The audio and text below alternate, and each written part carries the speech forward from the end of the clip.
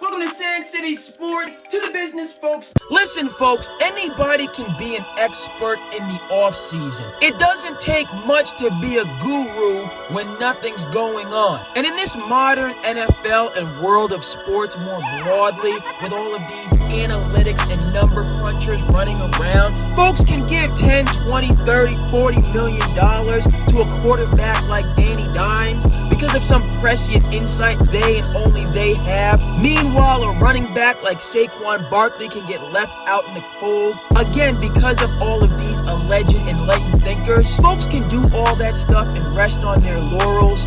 This is a common theme in everyday life. Sometimes we get ahead of ourselves, but the bottom line is when the chips are down and people aren't singing your praises and there's doubters everywhere circling, that's when individuals have the chance to evidence true leadership or the lack thereof. It's not about the New York Giants being 1-5 or the team passing up an opportunity to kick a field goal at the end of the first half, which would have put them in position to win the game at the end of regulation. You and I both know this, folks, and we also know that was pass interference on the last play of the game after the referees made the correct pass interference call on the preceding play. Now let's get into this, folks. I'm a Brian Daboll fan, and what he did in Buffalo and with Josh Allen specifically certainly impressed me. But in the first 6 weeks of this NFL season, and specifically last night on Sunday Night Football, Brian Daboll has been stalking the sidelines looking like a man who has lost his mind. Where's the composure? Where's the insight?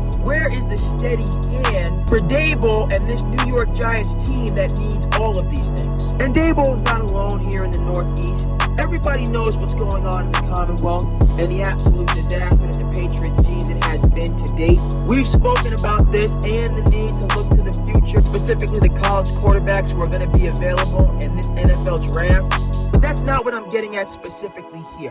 Why did Bill Belichick storm across the field and basically brush off Josh McDaniels at the end of yesterday's game? Yes, we've seen this before for Bill Belichick. He's a sore loser, and he's certainly surly on the podium and with the press. That's been his MO his entire career. But as you and I and everybody know, Tom Brady is now walking through that door.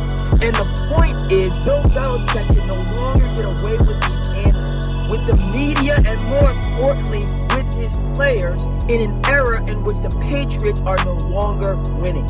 You can't get away with it anymore, and that goes for Bill Belichick and Brian Daboll and every other coach whose teams are in distress. But we can't conclude without looking at the antithesis of this in terms of what's going on in Detroit, Michigan right now. A lot of people aren't talking about how the Detroit Lions are 5-1 and how they're the overwhelming favorite to win the NFC North and break through to the playoffs with the opportunity to make some real noise.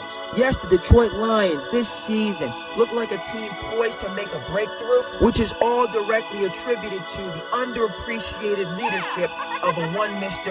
Dan Campbell. It's past time, and I'm saying this, and I will double back on this take, to put some respect on the Detroit Lions name. Thanks a lot. We'll see you next time, folks.